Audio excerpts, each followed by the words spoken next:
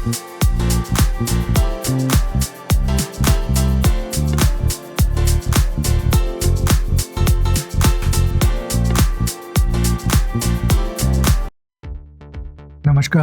असीम आर्यावर्त में आपका स्वागत है। मेरा नाम है गौरव और बात करेंगे वर्ल्ड कप के मैचेस की। तो बहुत सारे मैचेस हुए हैं अभी हाल फिलहाल। अभी ऑस्ट्रेलिया और भारत के बीच में मैच हुआ था, तो उसमें भारत ने ऑस्ट्रेलिया को हराया था। उसके अलावा जो इम्पोर्टेंट मैच अभी देखने को मिले उसमें श्रीलंका और पाकिस्तान के बीच में जो मैच हुआ था वो इम्पोर्टेंट था। साउथ अफ्रीका और ऑस्ट्रेलिया के बीच में आज का मैच वो इम्पोर्टेंट था। तो हम इन सभी मैचेस को देखेंगे और इनके बारे में थोड़ा डिटेल में जानेंगे। आगे बढ़ने से पहले मैं आपसे रिक्वेस्ट करूंगा कि चैनल को सब्सक्राइब करें, वीडियो को लाइक करें, बेल आइकन को जरूर प्रेस कर दें ताकि जब भी मैं कोई नया वीडियो अपलोड करूं आपको नोटिफिकेशन मिलती रहे। तो चलिए थोड़ा एनालाइज करते हैं। सबसे पहली बात, जो मैचेज हुए हैं, नीदरलैंड से न्यूजीलैंड ने 99 रन से मैच जीत लिया था। 322 रन न्यूजीलैंड ने बनाए थे। नीदरलैंड ने 223 रन पे ही ऑल आउट हो गई पूरी टीम। बात है कि न्यूजीलैंड की जो टीम है वो अभी भी Tom Latham stand in captain के अंडर खेल रही है। केन विलियमसन इस मैच में भी नहीं खेलते हुए दिखे, तो सचिन रविंद्र कैप्टन के बदले यहाँ पे खेल रहे हैं, जो कि मेन कैप्टन है केन विलियमसन।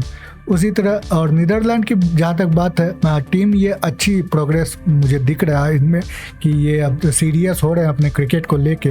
लेकिन अभी भी टीम में ज़्यादा कुछ खास जो है उनके प्लेयर्स वो बाहर के ज़्यादा लगते हैं, जैसे कि मैक्स ओडाउड, ये आयरिश हैं, कॉलिन एकरमैन, ये शायद ब्रिटेन के या यूके के लग रहे हैं, और भारतीय मूल के भी तेजा निदामनरू, विक्रमजीत सिंह। तो इसीलिए जो इनकी अपनी लोकल पॉपुलेशन उनमें से अभी क्रिकेटर्स नहीं निकल के आ रहे हैं। इस तरह की परफॉर्मेंस देते रहेंगे तो वो आएंगे फिर। बात ऐसी भी है कि वेस्ट इंडीज़ को इन्होंने बाहर कर दिया था और क्वालिफायर्स में वेस्ट इंडीज़ भी एक बहुत ही अनफॉर्चुनेट डिसअपॉइंटमेंट है उनकी, क्योंकि कैरेबियन मसाला जो जायका हुआ करता था वर्ल्ड कप में वो मिसिंग है। वेस्ट इंडीज़ के जो प्लेयर्स हैं वो अपने आप में ही बहुत ही इंटरटेनिंग कैरेक्टर्स हैं, लेकिन वो इस बार नहीं खेल रहे। उसके ऊपर से वो 2 टाइम वर्ल्ड चैम्पियंस थी, तो अब पता नहीं क्या हो गया वर्ल्ड कैरेबियंस को, वेस्ट इंडीज़ को, वो दोबारा से वो हिस्ट्री वापस नहीं ला पा रहे। दूसरा मैच था 7वां इंग्लैंड और बांग्लादेश के बीच में खेला गया, जो कि 364 रन 9 विकेट के नुकसान पे इंग्लैंड ने बनाए थे और बांग्लादेश ऑल आउट हो गई मात्र 227 रन पे, यानी 137 रन से इंग्लैंड ने बांग्लादेश को हरा दिया था। इंग्लैंड हारते हुए आई थी न्यूजीलैंड से, लेकिन यहाँ पे फिर से उन्होंने अपने फॉर्म को वापस लिया। जो रूट कंसिस्टेंटली परफॉर्म कर रहे हैं, बड़ा इनके रन्स नहीं आ रहे, बड़ा स्कोर नहीं लग रहा है, लेकिन फिर भी कंसिस्टेंटली ये 50 के एवब ये इनके परफॉर्मेंस रहती है। 140 रन डेविड मलान उन्होंने बनाए, ये बहुत ही इम्पोर्टेंट है खिलाड़ी, इनका फॉर्म में आना, और जॉनी बेयरस्टो का भी आना बहुत ज़रूरी है। दूसरा जो है वो आपका हैरी ब्रूक, जॉश बटलर, ये अभी तक फॉर्म में नहीं आ पाए, और लियान लिविंगस्टोन जिनको T20 में बहुत ही ज़्यादा एक्सपीरियंस है, लेकिन वो अभी तक अपने फॉर्म में नहीं आए। ओवरऑल यहाँ पे जो प्रेडिक्शन था वैसा ही हुआ, कोई इसमें सरप्राइज देखने को मिला नहीं। बांग्लादेश के बारे में अगर कहा जाए तो बहुत ही बड़ा डिसअपॉइंटमेंट मेरे लिए है, क्योंकि काफ़ी सालों से ये टीम खेल रही है और ये एसोसिएट मेंबर भी नहीं है, मतलब फुल स्टेटस इनका टेस्ट मेंबर टीम है, लेकिन फिर भी इनका ग्रोथ जो है अभी भी एकदम बस मिनियन की तरह ये खेलती है। जो भी इनसे तगड़ी टीमें रहती है उनके साथ फिर कोई फाइट नहीं दिखता है, मतलब प्रेडिक्टेबल रिजल्ट हमेशा से रहेगा। 1-2 मैचेस होते हैं जिसमें सरप्राइज आपको मिलेंगे, लेकिन अब भी आप सरप्राइज ही मारते रहें तो वो टीम में ग्रोथ नहीं है। वो बेसिकली आप अभी भी एक धड़ल्ले पे चल रहे हैं, और उनके कप्तान अभी भी शकीब अल हसन है, काफ़ी लॉन्ग टर्म वो कप्तान रहे हैं, लेकिन फिर भी ग्रोथ नहीं दिख रही। जहाँ तक श्रीलंका की बात है, बहुत ज़्यादा ये भी नई टीम हुआ करती थी 90 के दशक में, और क्या लाजवाब टीम थी। सनत जयसूर्या, अरविंद रणतुंगा, और भी कुछ लोग थे, मैं अभी नाम उनका, डिसिल्वा एक बैट्समैन हुआ करते थे, फुल फॉर्म नहीं याद है, चामिंडा वास, बतैया मुरलीधरन, बहुत शानदार प्लेयर्स हुआ करते थे, 1996 वर्ल्ड चैंपियन। उसके बाद भी संगकारा और महिला जयवर्धने ने टीम को फिर आगे किया, उसी तरह चलते रहे, बहुत स्ट्रॉन्ग टीम हुआ करती थी लगी। लेकिन फिर बहुत सारे जो इनके फॉर्मर प्लेयर्स थे उन्होंने रिटायरमेंट ले लिया और फिर से ये टीम यंग टीम बना रहे हैं। कमज़ोर टीम दिख रही है लेकिन फिर भी इनके अंदर वो एक फाइट जो है वो देखने को मिली। तो पाकिस्तान के सामने इन्होंने 344 रन बनाए थे, जो पाकिस्तान की अपनी बॉलिंग अटैक है जो कि बहुत ही घातक मानी जाती है पूरे विश्व में, क्रिकेटिंग वर्ल्ड में। उनके सामने 344 रन मारना बहुत ही एक अच्छी बात है। तो 2 इसमें सेंचुरी और एक हाफ सेंचुरी यहाँ पे देखने को मिल रहा है। पाकिस्तान ने फिर भी ये मैच आराम से जीत लिया। टॉप ऑर्डर इनके बैट्समैन नहीं चल पा रहे हैं, फिर भी ये अब्दुल्ला शफीक ये आए हैं, ये मतलब जो पहले ओपनर थे उनको हटा के इनको लाया गया। रिजवान उनका भी नाम है शायद, रिजवान हैदर, और इन्होंने आते ही सेंचुरी मार दिया। उसके बाद मोहम्मद रिजवान 131 रन ये बना के इन्होंने पाकिस्तान को जीत दिलवा दी। मोहम्मद रिजवान के साथ एक प्रॉब्लम, मतलब ये पूरे पाकिस्तान टीम के साथ, ये रिलीजन के साथ इतनी ज़्यादा चिपके हुए रहते हैं, मुझे समझ नहीं आता है कि आप खेलने आए हैं कि रिलीजन को प्रमोट करने आए। अगर आपको रिलीजन को प्रमोशन की ज़रूरत है तो फिर मतलब आप सेल्समैन बने फिर रहे हैं, खैर वो तो अलग बात होगी। और भारत और अफगानिस्तान के बीच में भी अभी मैच हुआ था। रोहित शर्मा जो कि ऑस्ट्रेलिया के मैच में 0 पे आउट हो गए थे, तो उन्होंने कहा भी था कि नर्वसनेस थी मुझे उस पिच को लेके, तो इसीलिए ये 0 पे आउट हुए थे। ईशान किशन भी 0, श्रेयस अय्यर तीनों 0 पे आउट हो गए थे। लेकिन यहाँ पे रोहित शर्मा खासकर अपने फ्लो में वापस आते हुए दिखे हैं। इनका फॉर्म तो आ गया था लेकिन फ्लो नज़र नहीं आ रही थी, मतलब हाई स्कोर तो 131 रन, और ये इसीलिए खास है कि fastest century by an Indian, by भारतीय। इससे पहले कपिल देव का वो रिकॉर्ड हुआ करता था इन वर्ल्ड कप।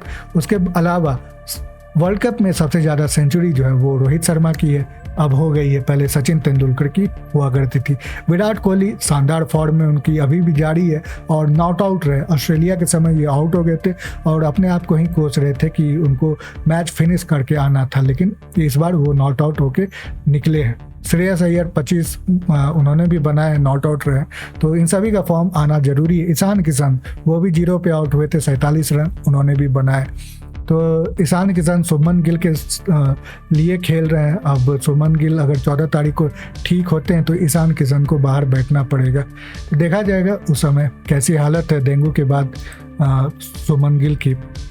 अब ऑस्ट्रेलिया की बात करें, बहुत ही ख़राब स्थिति है ऑस्ट्रेलिया की। साउथ अफ्रीका अपने फॉर्म में बरकरार है, जो इससे पहले उन्होंने हराया था श्रीलंका को, उसके बाद आज फिर ऑस्ट्रेलिया के सामने उन्होंने पहाड़ जैसा 311 रन ठोक दिया, वो भी 7 विकेट पे ही। और ऑस्ट्रेलिया की टीम पूरी की पूरी ऑल आउट हो गई मात्र लगभग 41 ओवर में 177 रन पे। तो ये कमाल की, मतलब बहुत ही ज़्यादा फेलियर ऑस्ट्रेलियन टीम के साथ है। क्विंटन डिकॉक सेंचुरियन रहे यहाँ पे, उसके अलावा एडन मार्करम उन्होंने 56 रन बनाए थे, तो इसीलिए जो स्कोर है वो 311 रन पहुंचा था। इनएफेक्टिव रहे जो ऑस्ट्रेलियन बॉलर है, ये भी बहुत ही घातक माने जाते हैं पाकिस्तान के साथ। इनका भी कंपेयर किया जाता है कि इनकी बॉलिंग अटैक जो है वो सबसे टॉप पे है, लेकिन फिर भी वो शार्पनेस यहाँ पे नहीं दिखी। और बैटिंग लाइनअप तो बिल्कुल भी परफॉर्म नहीं कर पा रही है। टॉप ऑर्डर बैट्समैन सभी के सभी आप देख ले 20 भी नहीं बना पाए उनके स्कोर्स में। और एक मार्नस लबुशेन उन्होंने 46 बनाए, और मिचेल स्टार्क जो कि बॉलर है, पार्ट टाइम बैट्समैन भी नहीं है, उन्होंने मात्र 27 रन बनाए और सबसे ज़्यादा यही टिके हैं। तो कमाल की बात है, मतलब बाकी बैट्समैन से मार्नस लबुशेन तो टिके ही, लेकिन उनके अलावा, तो इसीलिए बहुत ही ख़राब परफॉर्मेंस है। और ऑस्ट्रेलिया के साथ क्या हो रहा है मैं आपको आगे बताता हूँ। तो बात ऐसी है, ये ऑस्ट्रेलियन टीम ही थी 90 और 2000 के दशक में, जो कि सबसे धारदार टीम हुआ करती थी।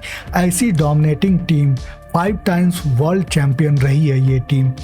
स्टीव वॉ उस समय कैप्टन हुआ करते थे, वही लिगेसी फिर रिकी पॉन्टिंग ने कैरी की, और वही लिगेसी फिर माइकल क्लार्क ने कैरी की। तो वो ऐसा डोमिनेशन था कि आप समझ सकते हैं कि वर्ल्ड कप रिकॉर्ड है कि ऑस्ट्रेलिया एकमात्र टीम है जिनके सभी टीमों के साथ जो विनिंग रेशियो है वो सबसे ज़्यादा है। तो ये कमाल सिर्फ ऑस्ट्रेलिया कर सकती थी, और वो घर पे तो मैच जीतते थे, किसी और के घर पे भी जाके उनको भी वाइट वॉश कर आते थे, इतनी ये शानदार टीम हुआ करती थी। अब बात ऐसी है कि जब आप में इतना जुनून सवार होता है और आप सक्सेसफुल इतने होते जाते हैं तो करप्शन भी आ ही जाता है। तो वो एक ऑब्नॉक्सियस इनके टीम में बिहेवियर हो गया था, एरोगेंसी आ गई थी, घमंड काफ़ी ज़्यादा इनके टीम के अंदर आ गया था, ईगो जो है वो भी बहुत ज़्यादा बढ़ गया था। तो इसके कारण ये बाकी टीमों को बुली करने लगे थे, गालियां देना, स्लेजिंग जो होता है वो इनके सर्वोपरि एक टीम का हिस्सा बन गया था। तो ये सारा कुछ देखने को मिला। इससे होता है क्या कि टॉक्सिसिटी आपके टीम के अंदर ही आती है। आप सही मायनों में ठीक है, आपको सक्सेस मिल रही है, लेकिन वो सक्सेस फिर आगे चल के आपके लिए घातक साबित हो सकती है, क्योंकि आप जिस लेवल पे सक्सेस ले रहे हैं, जिस तरीके से बाय ऑल मीन्स सक्सेस लेना, वो एक खराब बात है।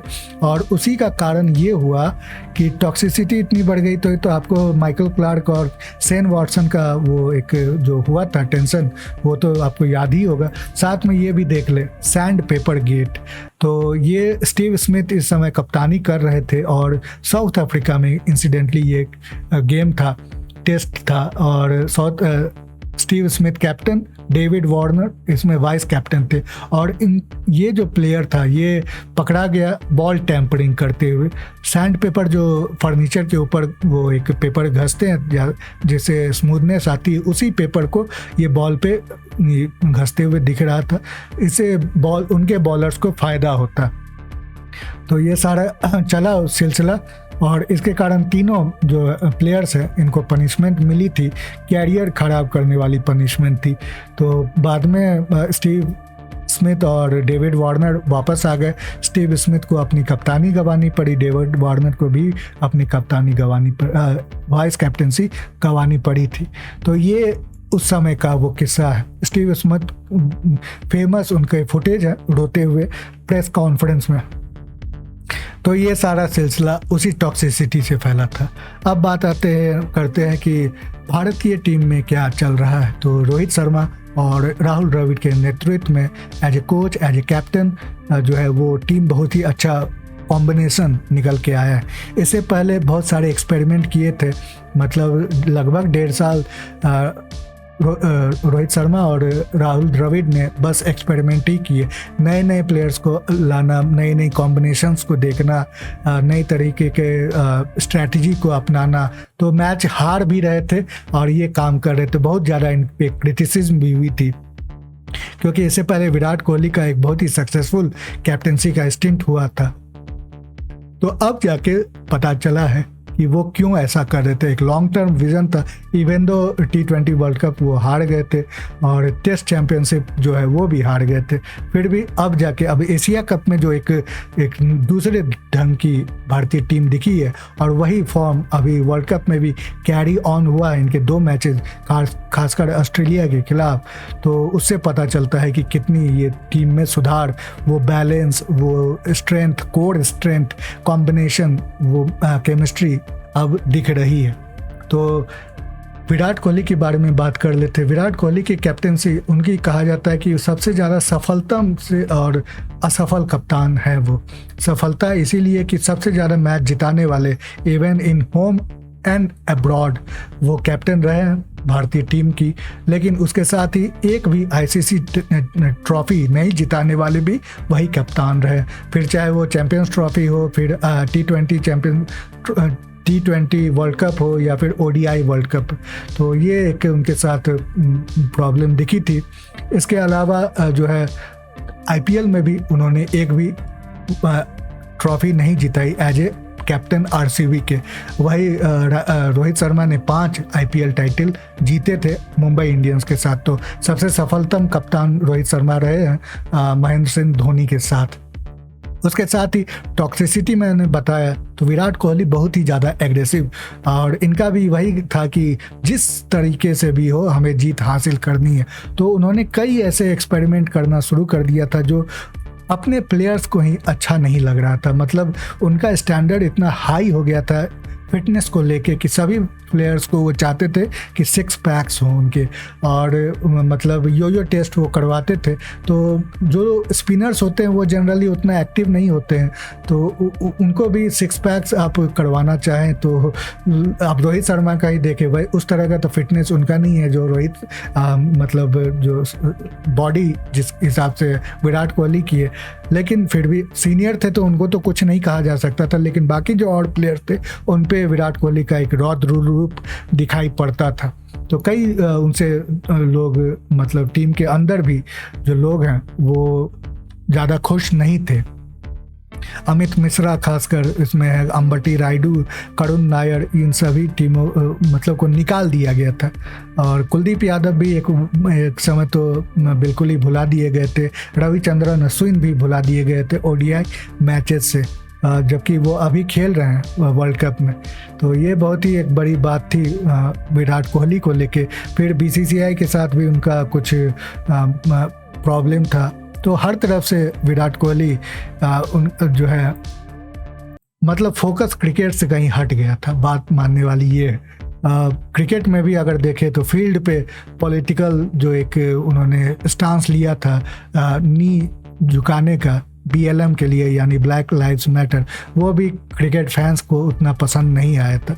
तो ये सारी चीज़ें थी। इस वजह से बाद में हुआ क्या कि उनको 2 फॉर्मेट से तो निकाल दिया गया था एज ए कैप्टन, और तीसरे फॉर्मेट से उन्होंने खुद ही रिजाइन दे दिया।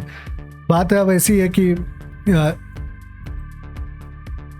अभी देखे विराट कोहली को ही तो कितना ज़्यादा वो उन पे से लगता है कि प्रेशर हट चुका है। एक समय था कि उनके कैप्टनसी में वो उनके फॉर्म में भी डिप आने लगा था। 3 साल तक उन्होंने सेंचुरी नहीं बनाए थे। हाँ ठीक है, उसमें कोविड का भी साल था, लेकिन वैसे भी वो सेंचुरी नहीं मार पा रहे थे। अब वो सेंचुरी तो बहुत आराम से मार ले रही हैं, साथ में एंजॉय भी कर रहे हैं। उनके on field of field behaviour, calmness उनमें बहुत आ चुकी है, और जो एग्रेशन होना चाहिए वो फील्ड में दिखता है, लेकिन उसके अलावा जो है फोकस बस क्रिकेट पे है। तो पूरी टीम का जो आप फोकस है वो क्रिकेट पे है, ना इधर अनसन की बातें, ना इधर अनसन का कुछ उनका कैंपेन वो अब नज़र नहीं आता। तो सही बात है। अब सेमीफाइनल का जो चॉइस है तो मेरे हिसाब से तो इंग्लैंड, न्यूजीलैंड, भारत और साउथ अफ्रीका ही नज़र आ रहे हैं, जिस तरह का उनका परफॉर्मेंस और इंटेंट दिख रहा है। ऑस्ट्रेलिया तो कहीं दिखता नहीं, और पाकिस्तान के साथ इनकंसिस्टेंसी बहुत ज़्यादा, किसी मैच में बहुत अच्छा परफॉर्म कर लेते हैं, किसी मैच में बहुत बुरा परफॉर्म करते हैं। तो इन दोनों के ही बीच में अब देखा जाएगा कि वो कैसा कमाल करते हैं, और फिर बाकी जो टीमें हैं उनके साथ इन सभी जो टीमें हैं जो लोअर ऑर्डर में हैं वो कैसा परफॉर्म करती है। तो सबसे जो अभी मेजर होगा वो 14 तारीख को भारत और पाकिस्तान के बीच में, और उसके बाद 18 तारीख को ऑस्ट्रेलिया और पाकिस्तान के बीच में मैच होगा। तो देखा जाएगा अब इस मैच को। ये था एक एनालिसिस। आपको मेरे विचार कैसे लगे मेरे कमेंट सेक्शन में आप ज़रूर में अपने विचार व्यक्त कर सकते हैं। साथ में एक्स पे भी, फेसबुक पे भी मुझे मेरे साथ जुड़ सकते हैं। उसके साथ ही फिर से रिक्वेस्ट करूंगा कि चैनल को सब्सक्राइब करें, वीडियो को लाइक करें, बेल आइकन को जरूर प्रेस कर दें, ताकि जब भी मैं कोई नया वीडियो अपलोड करूं आपको नोटिफिकेशन मिलती रहे। अभी के लिए इतना ही, अगली बार फिर मिलते हैं। तब तक के लिए नमस्ते, जय हिंद।